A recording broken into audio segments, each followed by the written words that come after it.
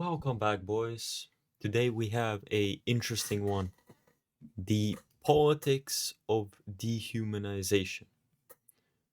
Let's check it out. All things are themselves, their opposite.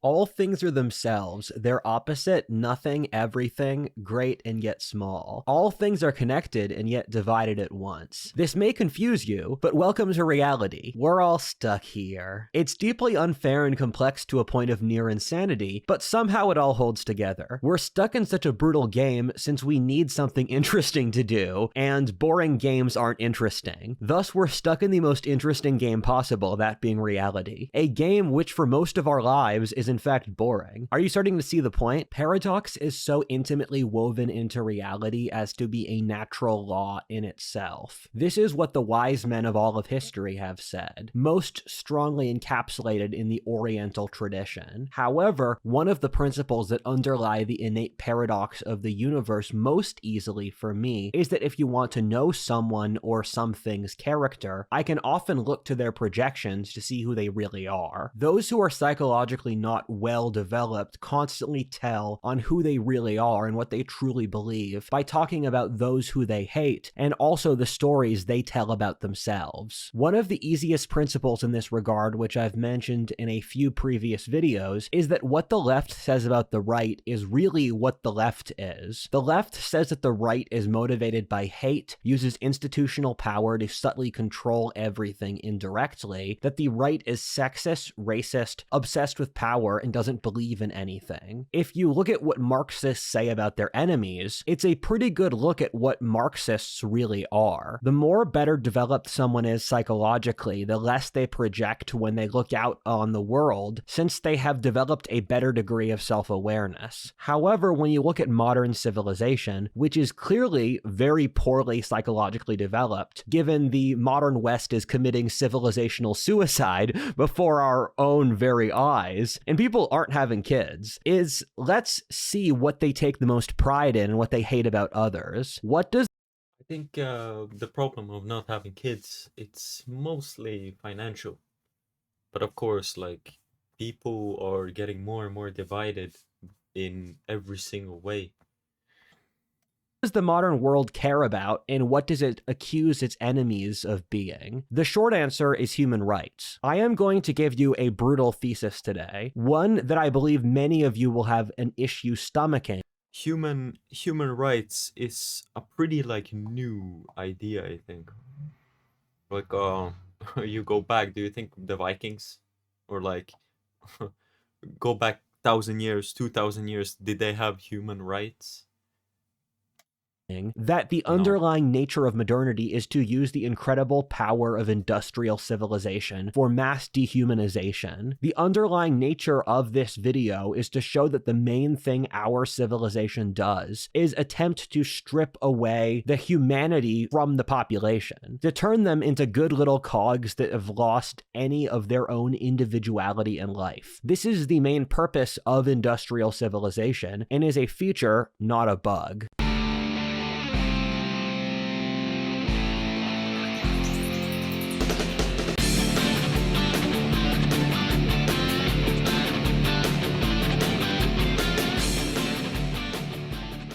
A huge aspect of dehumanization in our society is how everything about you is commodified online. So very Part 1, Socialization. Hey, before we get started, I want you folks to know that if you've been watching my videos, you may have been starting to see a certain type of content predominate on this channel. I wrote on videos myself.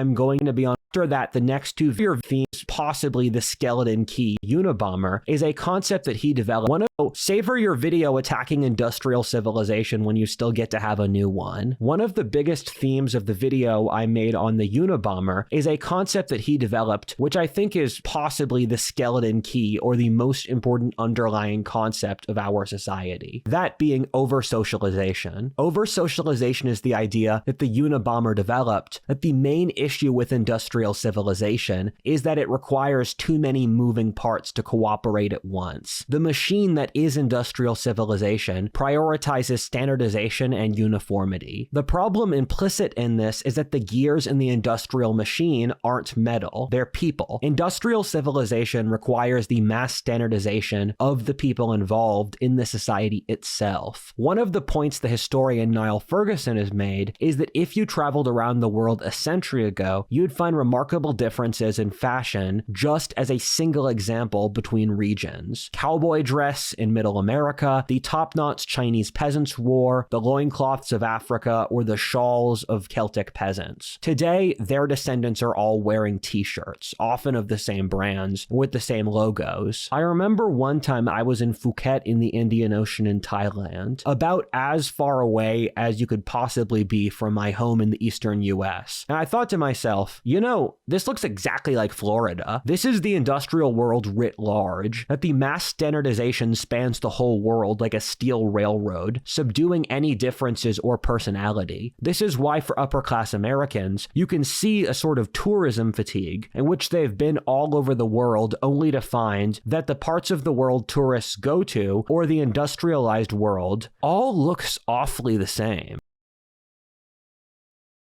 Yes, I remember being in school, seeing pictures of what Britain or the UK was like, and it was like, oh, it shows like the big buses that are like 2 stories, and like it showed pictures of like what like normal day to day looked like on the street and stuff like that. And then I see videos of what actually is now the modern, well, currently, and it's completely different. I was kind of disappointed, you know. It's like I thought I had an idea of what it was like, but This is wonderful for material comfort, and in the very same process has resulted in the creation of a unified, standardized world, which has brought prosperity completely unparalleled in human history. The world's population has gone up over 8 times over since the start of the Industrial Revolution 200 years ago. Meanwhile, those very same people went from almost all completely impoverished peasants, literally living in their own shit, to entire continents being prosperous, and vastly more people dying from obesity around the world than hunger. This, in fact, is most pronounced in the poorest countries in the third world, where the economic growth since the end of the Cold War in the second and the third worlds has been the most rapid and has saved and helped the most lives by far of any event in human history. However, there is a great problem here, that human nature isn't rational and in fact is so removed from rationality that even the concept of suggesting it is some sort of cosmic joke. There's a line that comes from ancient wisdom: you'll get what you want, but not how you want it. Through the process of attaining this universal comfort and prosperity, things that so many men in history would have literally done anything to achieve, and with so many different conveniences between the end of real illness, the end of major wars, and the air conditioner or cheap vacations, the industrial world in turn has lost its soul. It lost a reason to live. Nietzsche and Jung portrayed a very similar concept, that modernity is completely split up. Let me use an example of this. Our society is very rigid about sex in some ways and incredibly loose in other ways. It's funny, we're a society in which you assume nearly every teenage boy has seen the most degenerate variety of porn, or where every single thing is sexualized, but even mentioning sex in polite company is taboo. Talking about the philosophy of sex or how it relates to society isn't really a thing. The double standards about race and sex are something we really ignore in our culture, but are so obvious to someone from a different society. The things rappers or e-girls are allowed to get away with versus white males are so enormous. Another example is that we have no integrated theory of the world. There's no shared idea of how the world works or what we should draw meaning from. Instead, we have a sub-variety of different disciplines studied by specific academics with no ability to operate over disciplines. What I found from reading general knowledge books in a variety of different fields was something deeply shocking, that the social consensus on any given field, once you corroborate the evidence, is so vastly different from what the public public believes or even what the experts believe. If you add up the evidence from philosophy, history, genetics, physics, psychology, anthropology, and any other field, you'll find the top experts in said field have already disproven the current popular narratives that the mainstream pushes unironically. Read this text wall if you're interested. The reason we're pushing out-of-date narratives in our culture is that no one is actually checking to see if the underlying view of the world is accurate. This is since our culture puts literally zero emphasis on holistic thinking. The reason I think this is happening is that on a subconscious basis that we know the things that we're doing in our society are deeply morally wrong and self-destructive. Thus, we've made any level of holistic analysis taboo, given we knew that if we studied the patterns of history at all, we'd find we're massively screwing up. Modernity is divided between the autistic masculine and the hysterical feminine, since both are ways of covering up underlying very deep failures through either extreme emotion or tunnel vision. Jung frequently called modernity a mask. Due to over-socialization, we're only capable of showing one angle of our personality to others. This plays into the Unabomber's point in that a great irony is that our society claims to have the most permissive moral code of any society ever, while the reality is that we have the most rigid moral code of any society ever. For example, our society Step out of line, see what happens. You can't. You're openly like shunned if you try to like express yourself. Use rage and aggression as universally bad. That's just insane. Even Christ frequently became angry, since it's often a rational outcome at different points of the human condition. If your people are being pushed into slavery and you're being dispossessed of basic human rights by conquerors, then rage is the completely rational outcome, and in fact, not experiencing rage is incorrect. That would, if you're not angry at that, then you're messed up in the head. The current moral code views any degree of masculinity, boundaries, or aggression as bad, since it wants to make you look as weak as possible to be easy to exploit. It's partly that in urban... Be angry. If it drives you to perform better in the gym or just in general, be better or strive to be better. Fuck it, be angry. Populations where you can't know anyone, you have to be a cog to most people. The reason our society pathologizes any war or aggression is that martial masculine traits are the only thing that can stop us from being cogs. Our entire moral code is just telling us to be a better cog. Read this text wall, but literally every single moral axiom of our current society is why you should surrender your humanity to be a better cog. I was talking to a Gen X friend yesterday, and I was telling him this theory, and what I realized is, wait, this is something where it's been gradually building up over the course of decades or centuries, but it culminates in my demographic getting most screwed over. Because I was thinking about the dispossession of normal human traits, where as a Gen Z male, for my entire life, the entire system has tried to strip my demographic of humanity, where we constantly get insulted for something we never did. We are constantly told that normal human emotions we feel, and this is stuff you guys might not believe, but stuff like sex or aggression or a desire for ethnic pride. For my entire life, the system told me that was morally wrong for me to have. However, that's just being a normal person. And through the process of a lot of wokeness is the underlying desire to strip white men of their basic humanity, which is especially so pronounced for young white men, since I believe in a lot of cases, wokeness is a technique by established whites to shut down competition against young whites while using DEI hires who aren't actually competitive against the established white elites. When you look at wokeness for long enough, you'll find it just hates the human condition. I do dislike the Nazis and the Soviets, but they were innately humanist in that they believed in having children, making money, having growth. But what about the modern world? What does it stand for? Doesn't it say it's bad to have children? Like, oh, for the climate, don't do it. It's ridiculous. Wokeness is just pure nihilism. And I think for a lot of these trends which culminate in wokeness, there is the underlying nihilism and the underlying lack of a belief in a human soul that goes back to all the modernist ideas. Yeah, I remember. One time I was in a conversation with people, like these students. They go to like academia and stuff like that. And I don't know how, but one of the people, I didn't even bring this up. One of them brought up like, do you believe in the human soul, guys? And everybody was like, no, no, not really. And it was like, yeah, humans don't have souls. I didn't say anything because, like, what?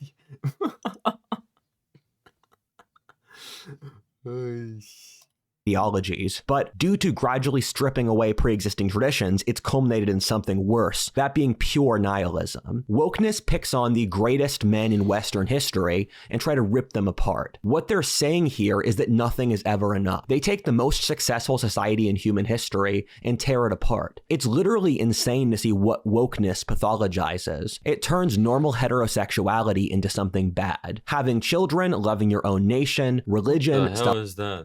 sexuality into something bad. Oh my. Is this art now? I've seen some modern art and it's completely like, why does nobody say it? Like it's complete trash. Like Having children, loving your own nation, religion, self it's like, wow, you're mentally ill. You created some garbage. Like that's something like a mentally ill person would make. confidence, beauty, art, and anything else that makes us human are bad. I grew up with lots of woke people, and I can assure you I'm not making this up. Lots believe that having their own children is morally wrong. This is the cruelest and most self-defeating moral code ever. Wokeness in a lot of our society treats being religious as a form of mental illness. That's so ridiculous. When you look at human history, 99% of humans have been religious. Like, yeah, most people throughout history were religious. Like great people who you maybe know throughout history were religious. Like anything great was created by like religious people. Like look at like churches. Now I meet tourists that travel here in Norway to go and visit like churches and stuff like that built because they were made with such beauty and love. They visit like these beautiful places, and it's like, imagine if that didn't exist. And religion was the dominant part of their identity. To treat being a religious person as someone who's not normal, which our society does, is just complete. They appreciate the beauty, but they don't like how it's created or like where it comes from.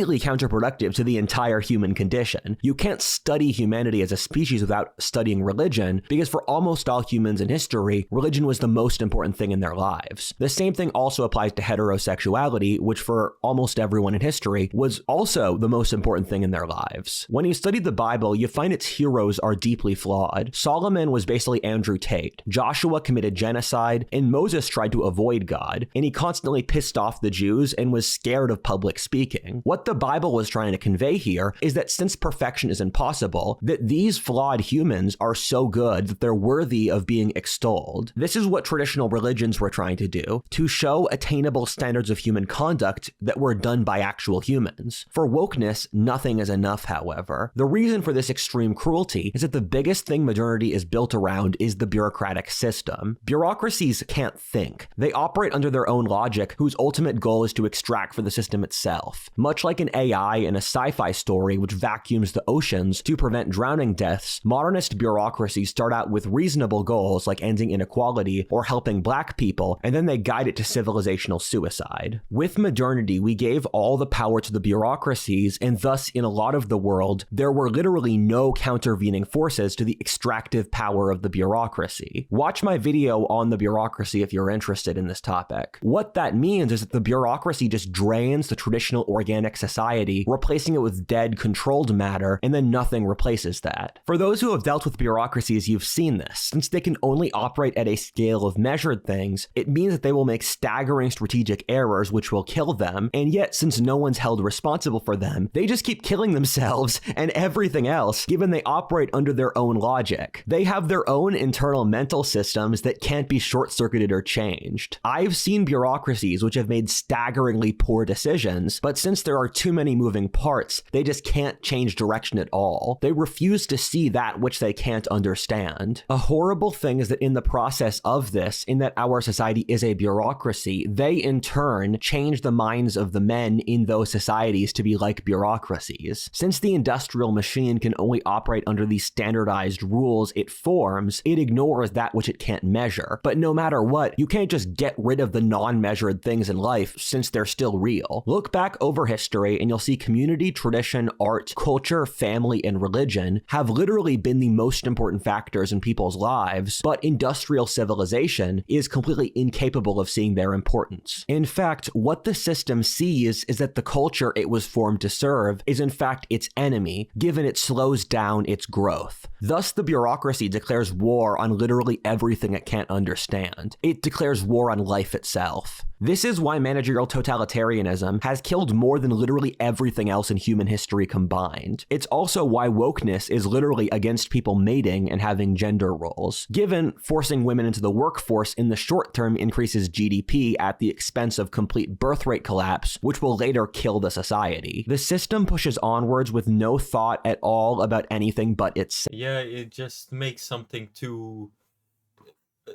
It creates like a rule or something for now, for something to grow, but it doesn't think about the future. Like what it can't, like the bureaucracy can't think what is the consequence of this. What can happen if this happens? It doesn't think like that. It's just like, okay, let's go from point A to point B. Boom, problem fixed, and then like everything blows up. Something goes.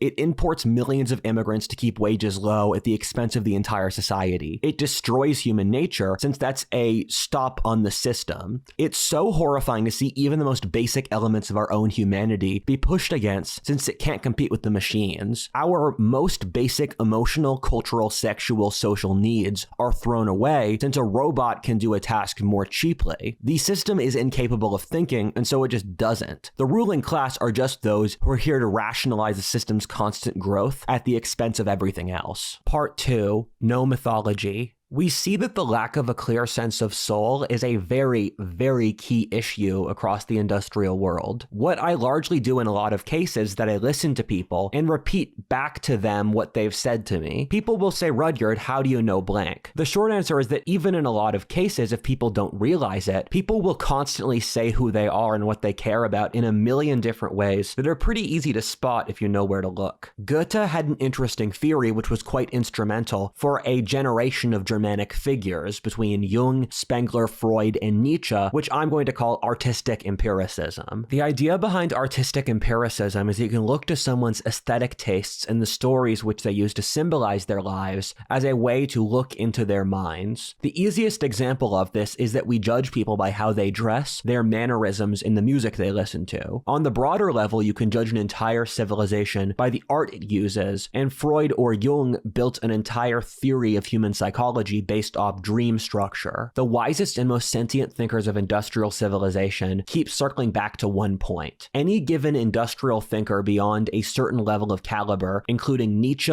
Marx, the postmodernists, the existentialists, Jordan Peterson, and anyone else you could throw a dart at, will say that the greatest issue of the industrial world is loneliness and nihilism. This would be unimaginable to most societies in history, in which meaning seemed to seep out of the very environment. Yeah, that's one of the problems in today's like modern society, is that like with the internet and everything, we're supposed to be the most connected people, right?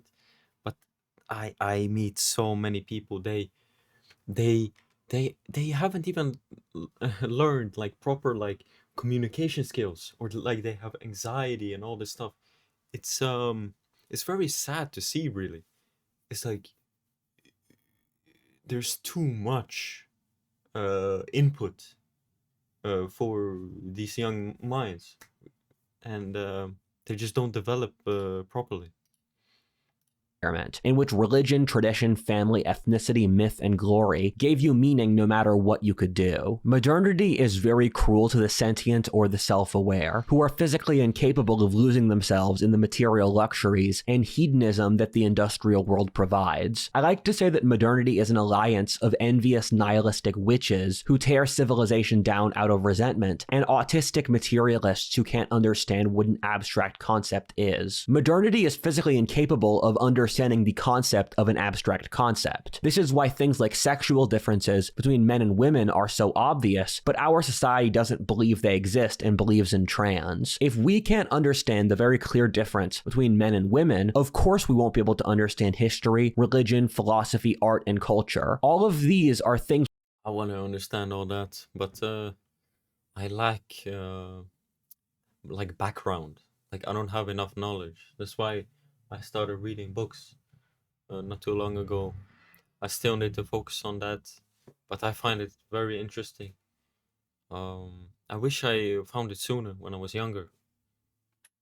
We've already flushed down the drain. Modernity uses material comfort as a way to cover for its failings, which I think is fair enough up until a certain point given the scale of said material prosperity. Humans are crazy and stupid monkeys, and when things get too good, we get crazy and stupid. However, modernity has involved throwing away literally everything we would use to mentally orient ourselves. We've lost any connection to history, our environment, nature, religion, the spiritual family tradition, art, culture, and anything. This is why modern philosophy feels so useless and abstract, since it is literally connected to nothing in reality. None of our actions mean anything, and thus our actions are entirely purposeless. I have lots of friends who think that Trump will fix all of the issues in modern America, and I look at the things I just said, and I think to myself, guys, you know a business mogul isn't going to fix the destruction of every stabilizer that a normal society should have. And this is centuries in the making, and this is going to be an avalanche, and no one man can fix this. This is the Faustian bargain of our society. We have complete free will in things that don't matter. No one today really believes in God, so you can choose what religion you want to be. You can choose what your politics are within an appropriate Overton window controlled by the Uniparty in most of the West. You can eat at the grocery store, which is just processed ingredients. However, everything that our ancestors drew meaning from is off limits for us. It's so sad to realize how lost most people are in the industrial world today. I find we're a society that has literally no place for extreme emotions. We're supposed to exist in a constant state of emotional monotone. Even at places like crazy parties, weddings, or after a horrible life event, I never find people express a real emotion. I find this is especially bad for people my age. Our ancestors waged wars, made kingdoms, had religious experiences, invented culture, got drunk on weeknights, and threw festivals. It's so horrible to see now in that none of the young people I know are getting married, having children, or even dating. This just can't be life. I've been stuck thinking recently about what do normies even do. This is since I've been trying to figure out what occupies a normie's. I've met people like that. I guess normies. What they seem to do is they don't really have many hobbies. They just kind of uh they just kind of maybe play some video games, watch some movies, be on TikTok. I don't know. I've like randomly uh, it's like I remember one time I tried to like kind of break the script, so I just like approached random people in the street or the mall, and I approached one dude and I just kind of spoke with him. He was kind of like walking around, I guess, like just checking stores out, and I spoke to him, and like it was like really like these people are so like awkward. Like I don't know. They don't really do much. I can't remember a single like specific thing. Which is insane. Day, since I don't talk to that many normies anymore. Normies don't seem to read books, have that many hobbies, have kids, have strong social relationships, date, Yeah. make art, or do anything that people normally do. I find this is even more exacerbated among upper class people, where you could say the peasantries in most eras were boring, but to say that our nobility does nothing is terrifying. I guess the answer is scroll through social media and go to work. However, the vast majority of Americans statistically hate their job, and I find almost nothing worth watching on streaming platforms or from. Yeah, everything like new, everything on like new media, like everything in the past, like I would say, like 15 years, past 15 years has been horrendous. It's been bad. Like, I noticed this like, I would say like 8, maybe 10 years ago. I noticed this. Even as a kid, I was like, what the hell are these? I used to play video games, right? And then I don't know, like every year I got more and more disappointed at the releases. Like it was just bad. And then I stopped playing video games altogether. I just couldn't anymore. It was just boring. I from social media anymore. I have no idea what you guys even watch. One of the things I find really horrifying in my conversations that I've started to notice more and more is that when I talk to people, I test if we're actually having a conversation. I try to modulate the words and tonalities for what I'm saying, and then pair that with a person's response. I'll also throw in random interjections to see if I can scramble them. The scary thing is that I find most people seem to permanently be on autopilot. They have a pre-established mental framework of answers, and nothing you can say can dislodge them. When I look into people's eyes, something is off, especially for celebrities. Yeah, I've met people like that. It's like I try to look them in the eyes, but they just, I don't know. They look in my direction, but they don't see me. Sometimes it creeps me out.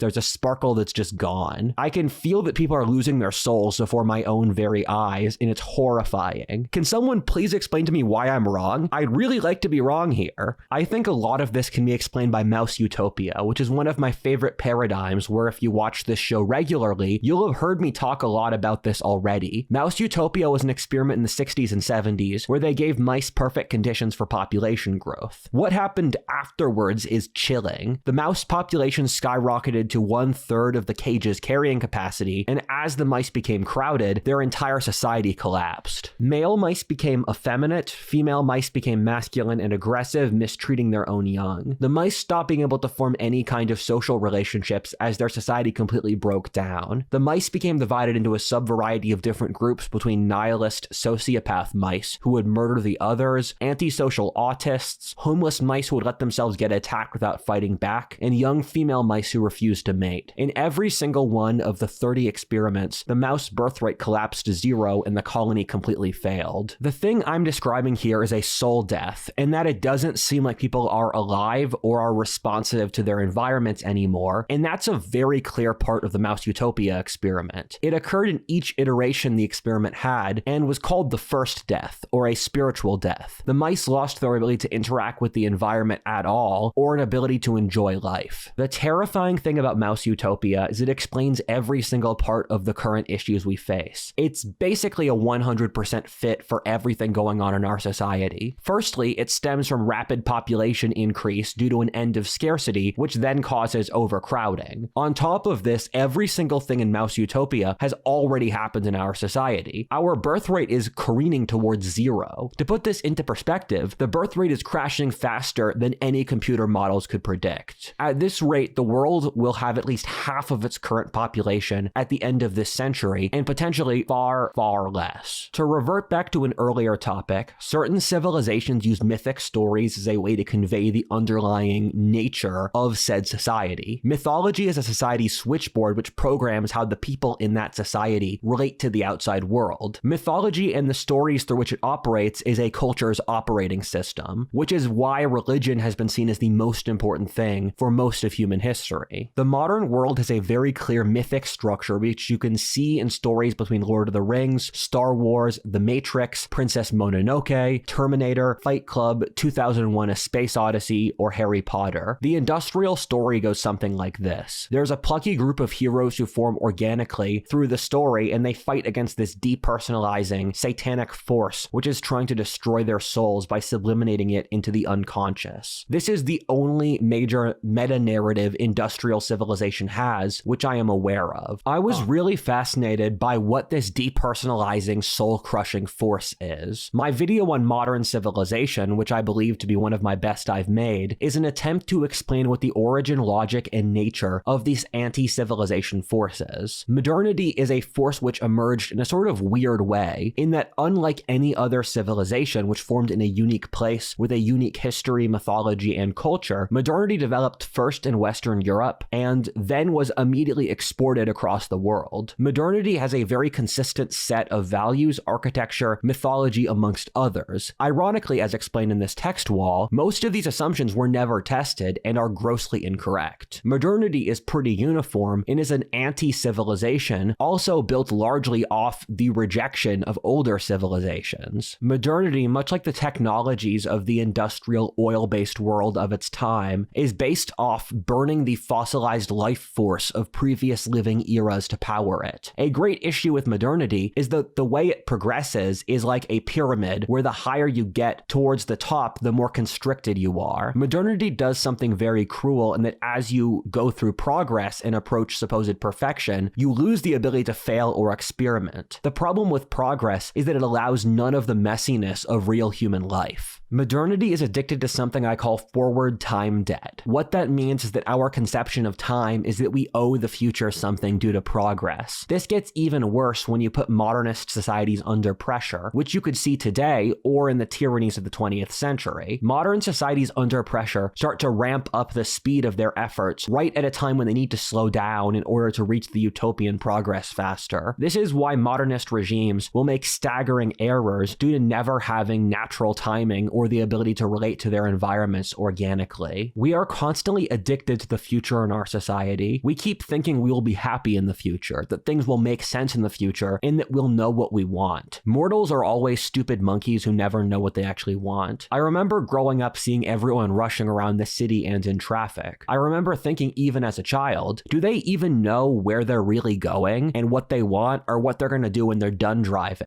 They just keep themselves running and occupied so they don't stop and think about the situation they're in right now. It's like, yeah, why am I running? It's like, I just chill, relax, enjoy the day, but no, they have to keep running because their life's so shit. Which is just reality. Like me, I see outside today is very, very beautiful. I'm gonna go take a walk later in the sun and enjoy the day. No music, no nothing. Just enjoy today. And people, they can't do this shit. They can't do it.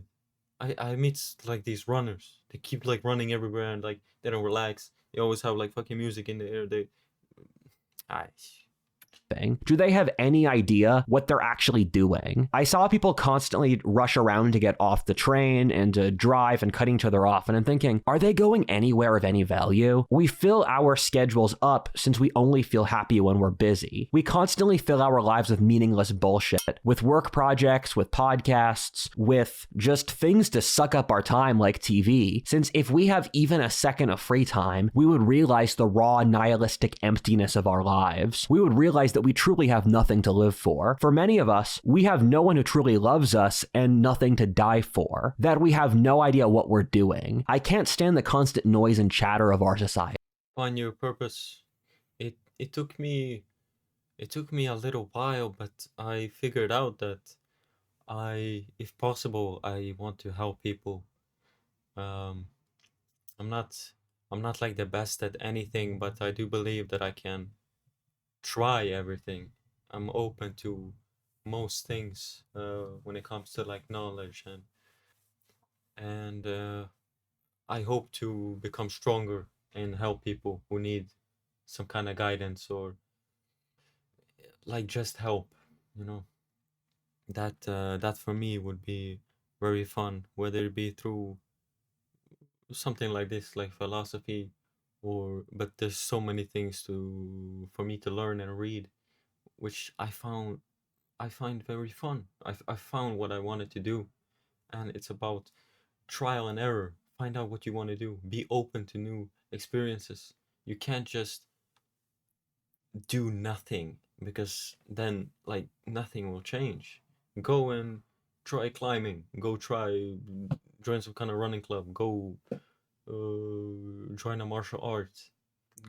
Go just anything you can think of. Learn a new instrument. Just anything you can think of that you would maybe like to try that wouldn't be so bad.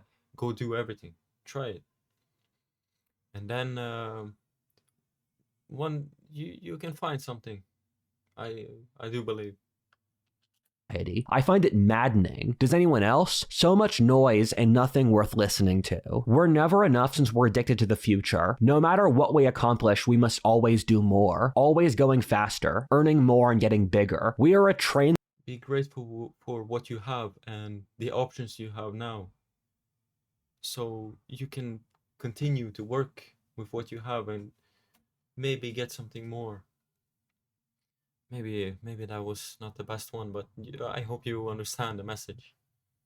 That's trying to speed up at the exact same time that we run out of coal. The coal is the demographic power of aging, which we always took for granted through having a young population. The industrial train is out to grind to a halt. This will produce a reaction much like opiate withdrawal, since the one thing the industrial world has no framework for is abject stagnation and decline. Everything our ancestors used to face that is stuff we've thrown away. Part 3, the wheel. Part of the theme of this video is using prime symbols as a way to explain what's going wrong in our society. One of the themes which I keep on stumbling on is the wheel. I imagine modernity as a great wheel. We are all attached to the wheel. The purpose of the wheel is to make it spin as fast as possible, while at the same time, we are all attached to the wheel to which there is no direction. As the wheel moves faster, we are forced to push the wheel faster or to work faster, while as the wheel moves faster, it also crushes those beneath it. The great cosmic joke is that no one is really at the center of the wheel. There is no leadership, only the inchoate force pushing it onwards. There are a couple points I would like to unpack here. The first is that we're aiming towards speeding up the system, which is progress, and yet we have no concept for what we actually want or what that actually means. The great aim of modernity is to stream. Nobody is like responsible for anything, and there is no like goal or purpose. Streamline, which in turn means removing the human character of the society itself. The system has to move faster for its own benefit, with no real direction. The system itself cannot slow down, which is implicit to the structure of impersonal systems. This has happened for all of history, and I won't really blame capitalism here, and that you can use the power of extractive systems that cause low-trust equilibriums in any given society. Normally when things get scarce, which means that the players are operating out of desperation. In our era of history, every major player, from the world's governments to individuals, are forced into desperation, which means the system is trying to squeeze humanity out of its members. This is exactly how, when you look back over history to find that the systems we currently have used to create universal prosperity until very recently are now exploiting the average person. I also can't overemphasize that no one really is in charge of the system. I've met a lot of America's elites, and they have no idea what's happening either. A great irony of the managerial system, or modern feudalism, which creates an enormous leadership class, but I've consistently found zero leadership except for a few great men like Trump, who themselves belong to a different age, who don't understand the problems about to kill our society. The left likes to imagine this wheel of extraction belongs to benefit white men, but I can tell you that that's clearly not true for reasons I explain in this text wall. A great issue is that no one can truly notice they're on the wheel, and since they were born attached to the wheel, they have no other alternatives. I guess the wheel is my equivalent to Plato's cave, but for economics and social structure. The only thing people know is the wheel, but as everyone pushes the wheel faster, you're only pushing the wheel, which pushes us to all of our collective dooms as the system spirals out of control. As I always like to say, as I've taken from Ender's Game, that if you're playing a game where you can't win, much as I've said that the modern economy is rigged against Zoomers, either play a different game or break the game. I realized as a teenager that I would never succeed in the normal system, so I decided to be a YouTuber and I succeeded. One of the best things I can say is that the way to escape mouse utopia is to leave the cage. I find pushing the wheel or trying to operate in pre-established social norms without the ability to think creatively is most predominantly an issue for Asian peoples who venerate tradition above all else. For white people, their greatest advantage has come from the ability to discover new things, which they can use to increase the pie for everyone, thus causing Europe's global dominance for all of history. Speaking of Asia, the issue with the wheel is that social traditions allow depersonalization through identifying others with their social role, not their real personality. In most societies in the world, especially so in Asia, individuality is seen as awkward and immature, and that your duty is to perform the archetype of your social role as well as possible. For example, by being the best father, professor, boss, or employee possible. Part 4. No one is a person. To jump off the last principle, the thing the industrial Industrial Revolution does is that it establishes no method to actually assess people for who they are as a person. For example, my dad has a board game made in 1903 about how to become wealthy. It's like the game of life in which there's a track that you follow. It starts with you being a mail boy, and then as the years go by, the guys at the company see your innate talent until you're promoted into being a CEO. A century ago, which to be clear was still an industrialized society, but one which had more memories of the agrarian age, in the world of a century ago, which to be clear was still an industrialized society, but one which had memories of the agrarian age, this was just seen as a normal part of life. However, today, that would be completely unimaginable, largely due to college. One of the things no one noticed is that we currently have the lowest social mobility due to college being the selection method for the ruling class. College, although the I took an education as a carpenter and tried to switch to something else, just anything. And oh man, it's difficult, man. I'm a young, like strong young man. I should be able to get like a job, but no. Like it's all about like, do you have this autistic piece of paper that proves? Do you have this stamp? It's like it's all garbage. Just let me prove my skills, and then you'll see I can do the damn job. But no.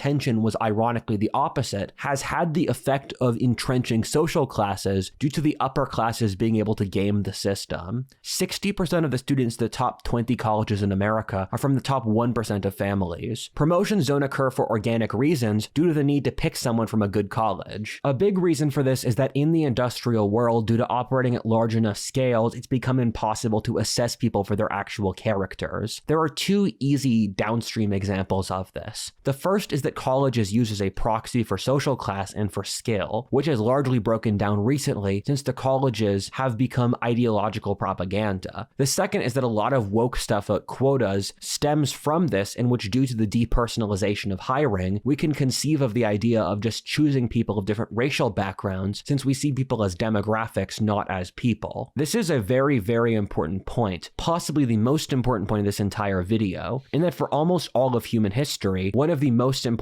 things in someone's life was relationships. However, for modernity, we've seen a shattering of relationships unlike anything else I'm aware of in history. Modern man exists in a state of atomization unlike anything else in history. This means a real breakdown in the quality of life for the average person, given studies keep finding that strong relationships are the most important variable for happiness. What I find here is that the actual human character of society has deteriorated, given every kind of relationship has collapsed to the worst rate in human history. This means we have the lowest marriage rates in history, the least friends, the most family breakdowns, the lowest birth rates, and the least deep social connections. This has profound effects on literally every element of human life, given how important this variable is. This has serious downstream sociological effects, one of which is the breakdown of social trust, which is formulated under these organic social connections. This involves the collapse of social traditions, religion, and shared group projects like national pride, art, or any other variety of culture. All of these form downstream from social connection. Our ancestors viewed these sorts of things as more important than we do, and so lots of people think that if people from the past came to live today, they would see us as a utopia. However, given how much they valued religion and community, I think they'd see us as satanically possessed. This means that behind modernity is a deep resentment, one which cuts into everything but which is killing us, that being alienation and isolation. I think there are multiple tiers to this, but the deepest is loss of meaning. Meaning stems from connection to the deepest parts of us. Lots of us have friends, but few have the ability to connect on the most profound level, which is religion, which is the most dead thing of anything in our current society. If you were to operate under this level of analysis, you would find that modernity would suffer deep neuroses of isolation, lack of visibility, and lack of meaning. Now, let's look at wokeness. Wokeness makes complete sense under this lens. When you look at wokeness, you see an ideology driven by society's most emotional issues, which is obsessed with emotional visibility, human rights, free will, and caring about the downtrodden. The wokies are emotionally right and they speak to the cogs of industrial civilization, but at the same time, they're deeply wrong in that every single thing they say gives the machine more power. Funny how that works. It's nearly as if it's done by design. Part 5. Envy. All of this leads back onto itself, in which a great irony is that this depersonalization stems back into an ideology which claims to end said depersonalization, and yet in reality is trying with all its force to push it even further. I believe that given people are so resentful of the depersonalization implicit in modernity, that in turn they're trying to push it even further. I think this secondhand resentment in some ways becomes trying to push it even further. I think this secondhand resentment in some ways becomes a bigger motivator than the underlying incentives themselves. The Unabomber said that leftism stems from resentment due to over-socialization, and I believe that he was completely correct, in that being forced to live as an ant in a huge concrete anthill, often with zero actual autonomy over their personal lives, causes people to snap. Leftism in all reality is a power fantasy about what if man was a god capable of controlling reality itself. It fantasizes about being dictator with total power. Don't believe me? Read this text wall for more info. We didn't evolve for these conditions. Furthermore, the mask of modernity allows no space for ugly emotions. Our society has literally no outlet for them, in that modernity always forces you to have a positive outlook. This is one of the things I do hate a lot, in that I actually do value authenticity a lot as a person, and modernity will frequently tell white men, we're here to completely screw you over and dispossess you of everything in life, and then they'll tell you to smile as they constantly fuck you over. Modernity pretends to be for authenticity, but the reality is the exact opposite, that modernity has no place for passion or real emotion. I find the managerial class types I meet never show a true human emotion or any sign that they're actually an animal ever in their life. Yeah, I meet these types of people. It's like they're almost like a spreadsheet. Like it's like if you were speaking to a spreadsheet, they're kind of like that. They're very like they have they're not autistic, but they have like an autistic way of thinking. Like you can't make jokes with them. They don't know nuances in conversations. It it actually makes me like it makes me sad and like yeah, it, I just lose all energy when I try to speak to people like that. Lives. It's gotten really bad with Zoomers on the managerial tract who I've met don't drink, have hobbies, date, have interests or passions. I never see their emotions fluctuate. It's horrifying. The left is very clever at setting psychological traps. In some ways, I don't blame our society for falling for a suicidal nihilistic death cult. The left made a very cunning psychological trap where, in order to vent hatred of the over-socialization of modernity, they in turn tried to push the force of bureaucracy and government further, which pushes the hate further until the cycle keeps going. This is why the left enables degenerate artists, such as punk rockers and rappers, to make their culture, since every time the degenerate pushes for something, the state gets more power since it involves lessening responsibility. This is why the elite loves the left, although the left still pretends to be the downtrodden rebels who fight against the elite. One of the most important books I've ever read in my life is Envy by Helmut Schuck. It's a study of envy across human societies and finds in far too many cases, especially in the modern world, when people are taxing Eat the rich. or going after the rich, it's often at a point where literally no one benefits from it and it makes everyone worse off, and they themselves lose. However, they continue to try to hurt the rich. Europe taxing the rich after the world wars and regulating their economies turned them from the global hegemon for the previous 500 years in literally every field to one of the most It's like if you're a country and you piss off your rich population, what are they gonna do? They have money, they have mobility, they would just move. This is what happens. I heard, I haven't looked into it that much, but I heard that many like here in Norway, many like rich people, they out because the taxes here, the tax you get taxed so much, it's insane that they just leave.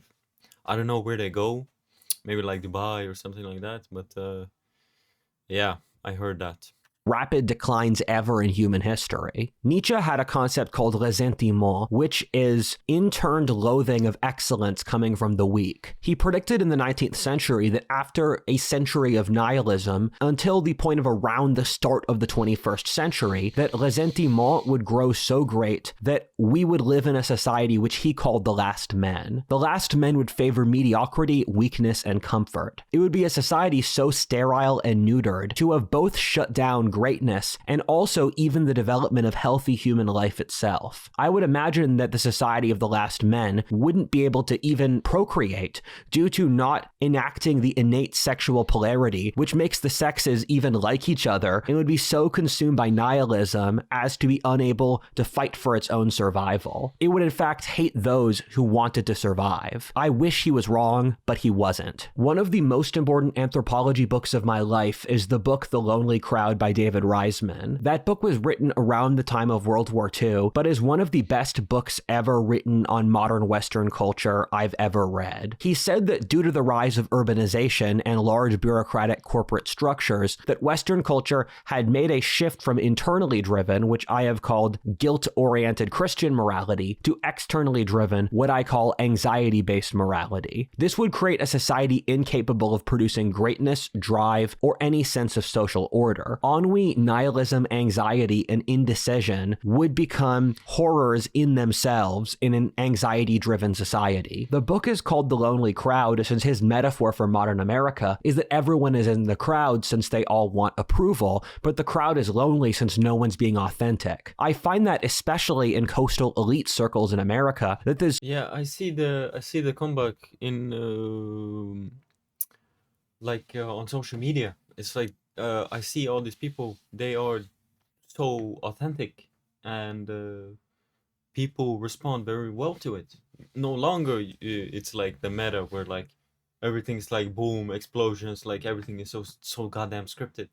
Me, I thought I was good at like improvising, but starting this channel, I realized that my vocabulary is not that very good, and I need to work on my improvisational skills.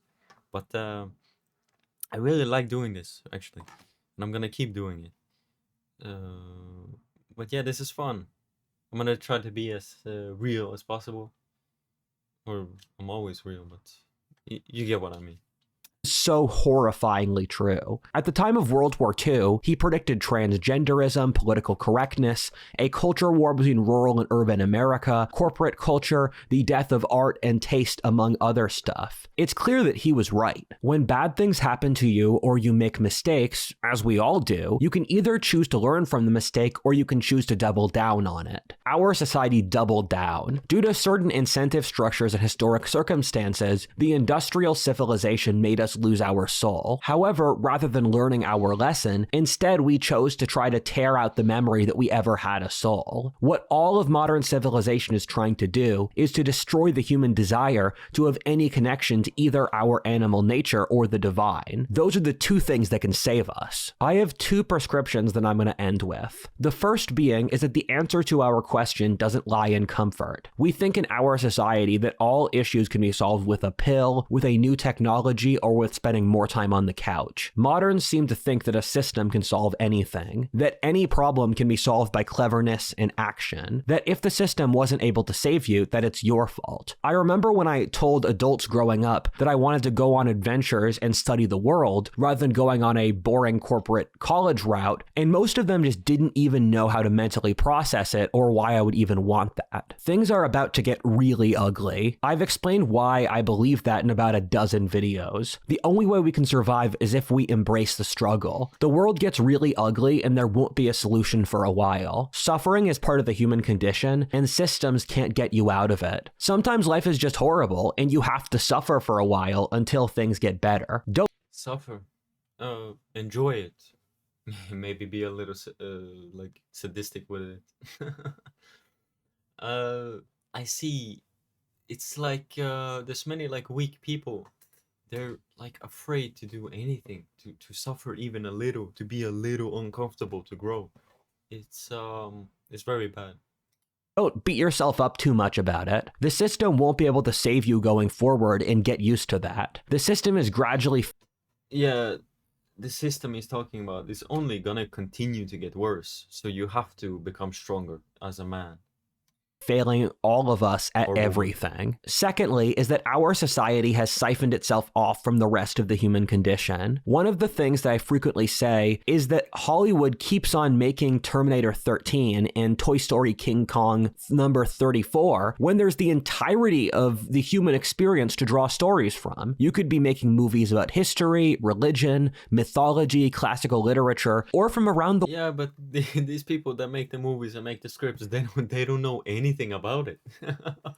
Like I can think of some cool stories and stuff like that, but I like the ability to make it. All right, maybe in a few years, who knows? But yeah, it's all like, oh, this worked, now it's gonna work again. Like, no, uh, it's always, wait, the people want something new, something more, like not just these boring movies that are coming out now, or like TV shows. Like, world today. There are too many incredible stories out in the collective human experience that no one has touched. This is an important symbol since it shows we're completely cut off from the rest of the human condition. We wonder where meaning is, and the short answer is imagine like a movie about like brotherhood and like honor, loyalty. I think like I think men would like fucking love a movie like that. Cause when's the last time you saw like a proper like masculine man like doing some cool shit instead of being some kind of like loser? Like it's always like these losers they portray. Like like we men we don't like watching that. Like I was thinking something like that. Of course, there's other ideas too, but I was thinking that like some like brotherhood movie, like proper like honor, like loyalty, like strength, suffering. That kind of movie would be cool. everywhere except here. We've established a purposeful ghetto of meaninglessness, and if we can reconnect with the rest of the human condition, we will find a reason to live. The way to do this is to realize nothing about the world we live in is reasonable, and life itself is a biological process. We separate ourselves in the physical excitement of life due to our addiction to safety and control. We live in a world as incredible as any fantasy or sci-fi story. We just have to accept it. Accept that we're a bunch of crazy monkeys who don't know what we're doing, and that life is pretty dope, all things considered. Let's check some comments. The irony is that in a world obsessed with individuality, we're never been more standardized. We wear the same clothes, think the same thoughts, and scroll through the same algorithm. The real rebellion isn't louder activism, it's reclaiming your own mind. Can't disagree with that one. In college right now, it and in college right now, and you oh, I'm in college right now, and you've described everything perfectly. I work I work for hours on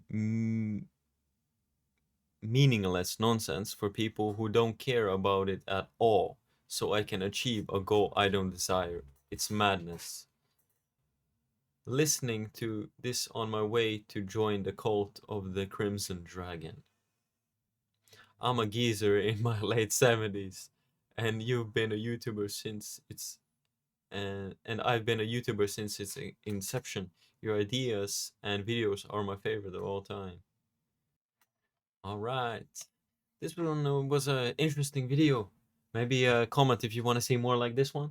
I'll see you guys on the next one, and have a great day.